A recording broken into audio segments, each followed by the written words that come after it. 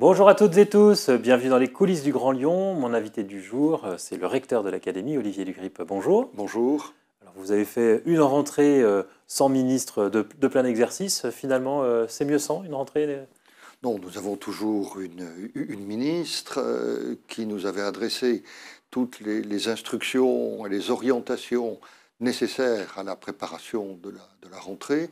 Nous avons eu en particulier la circulaire de rentrée qui a été diffusée à la fin du mois de juin. Donc nous avions tous les outils nécessaires pour bien accueillir tous les élèves le 2 septembre. C'est que c'est un ministère qui est souvent secoué par les volontés de réforme des ministres successifs. Finalement, pas avoir de changement à la tête de votre ministère, ce serait une bonne nouvelle pour l'éducation nationale cette année? Non, nous avons naturellement besoin d'un ministre pour nous donner les instructions gouvernementales.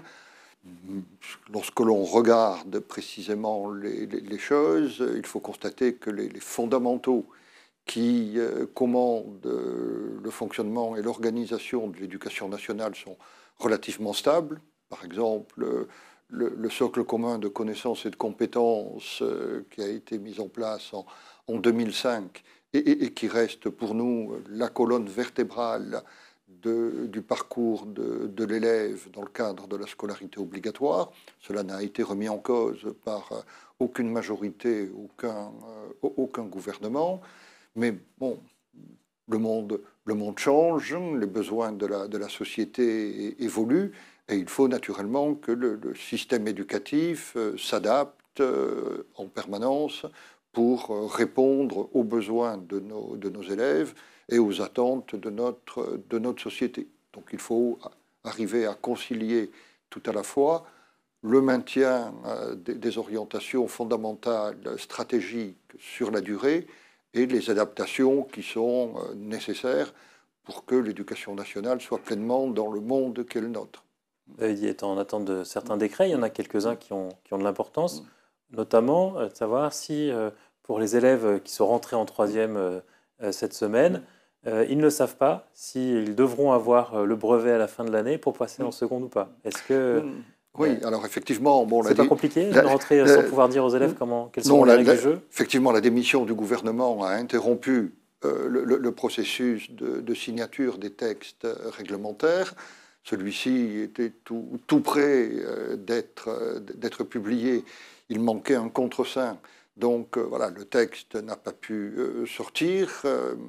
Ça pourrait se faire rapidement si le nouveau gouvernement le confirme. Bon, il y a quelques textes comme ça qui n'ont pas pu être édictés. Celui que vous évoquez sur le diplôme national du brevet, celui sur la labellisation des ouvrages à l'école primaire également. En revanche, le reste de la réforme du choc des savoirs que vous étiez venu nous présenter dans cette émission au printemps a pu être mis en œuvre? Oui, tout à fait. Nous avons mis en place les groupes de besoins. Voilà, en français et en mathématiques? En français et en mathématiques, en sixième et en cinquième, qui vont donc être mis en place dans tous les collèges publics et privés dans quelques semaines, et qui vont permettre de répondre aux besoins spécifiques de chaque élève selon ce qu'il connaît ou ce qu'il a encore besoin de maîtriser ou d'acquérir. Dans la réforme, il y avait aussi les secondes prépa qui devaient être expérimentées à cette rentrée. Oui. Au lieu de redoubler en troisième, on fait une seconde préparatoire au lycée. Tout à fait. C'est pour les élèves qui ont une autorisation de passage en seconde du conseil de classe, mais qui n'ont pas obtenu le diplôme du brevet et qui, cette année, sur la base du volontariat, ont la possibilité d'intégrer une classe prépa seconde, voilà, qui vise... Il y a une classe comme ça dans l'académie sur cette rentrée. Voilà, oui, nous en avons ouvert une dans chacun de nos 3 départements qui ont donc accueilli des élèves volontaires. Et en fonction des résultats, vous pourrez le généraliser ou pas à la rentrée prochaine? Tout à fait, c'est ce qui est effectivement prévu. Parmi les autres réformes qui étaient appliquées, non, je reviens, pardon, excusez-moi, sur les classes à l'école cette fois qui ont été supprimées. Il y en a 18 dans la ville de Lyon. Oui. Qu'est-ce qui se passe? Les parents ne veulent plus élever leurs enfants en ville désormais? Non, c'est l'effet de la démographie. Voilà, c'est qu'on a eu une démographie très, très dynamique du fait du baby-boom de l'an 2000. Désormais, bon, c'est un phénomène qui prend fin. Nous revenons à une situation qui était quasiment la norme avant ce baby-boom. Nous avons, en particulier dans le département du Rhône, au cours des 3 dernières années, perdu environ 6 000 élèves dans le premier degré. Bon. Et c'est 72 classes en tout qui ferment dans le département du Rhône sur cette rentrée? Oui, tout à fait. Oui. Et c'est pas un manque de moyens pour vous, c'est pas non, c'est de fait moins d'enseignants. Oui, c'est un ajustement qui tient compte de l'évolution de la démographie. Nous avons eu une mesure budgétaire de diminution des postes qui nous a amené à supprimer 40 emplois de professeurs des écoles dans l'académie à cette rentrée. Mais cela n'affecte pas la qualité de l'encadrement pédagogique. Lorsqu'on regarde l'évolution tendancielle sur la durée, j'ai l'habitude de prendre comme point de référence l'année 2014, ça fait donc 10 ans.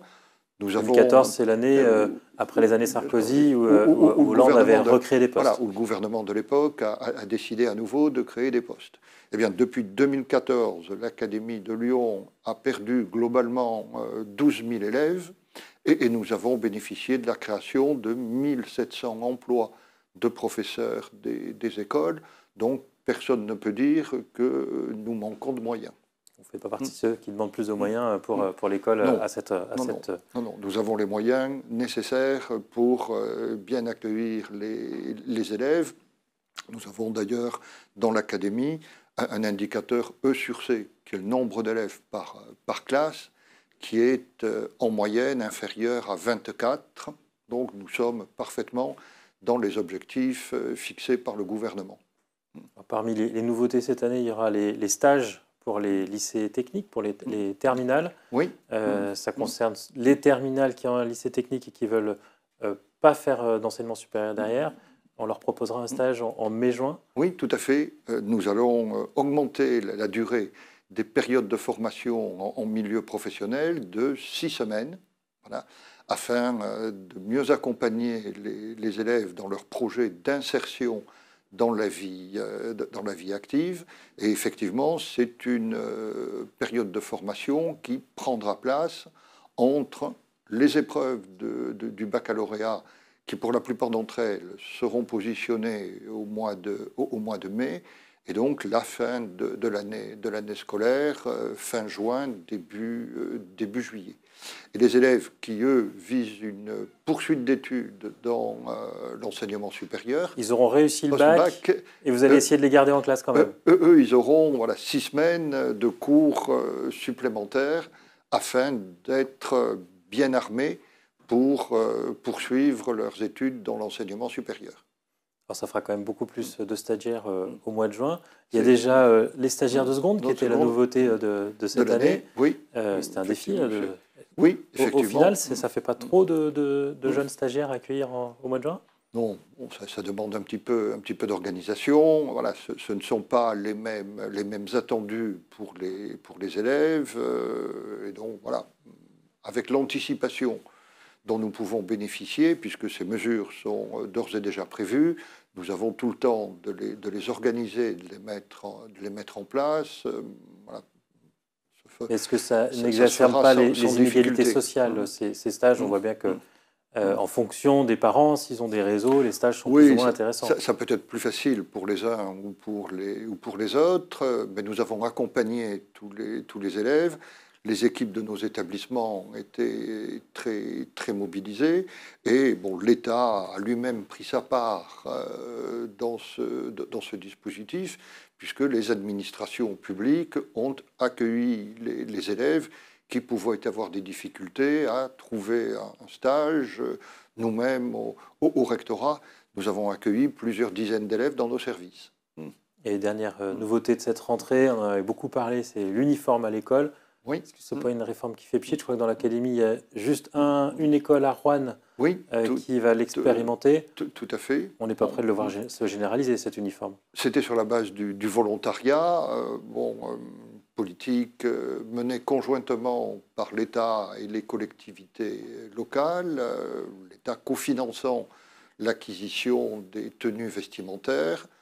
Voilà, donc ça se met en place sur la base du volontariat dans le cadre d'une expérimentation. Nous allons naturellement regarder de très près comment les choses se passent. Peut-être ces expérimentations mises en place cette année susciteront-elles d'autres volontés. Eh bien, ce sera à suivre. Olivier Dugrip, je vous remercie. Merci à vous et bonne rentrée à tous nos élèves et à tous nos professeurs. Bonne rentrée à tout le monde. Moi, je vous dis à demain pour une nouvelle émission des coulisses du Grand Lyon.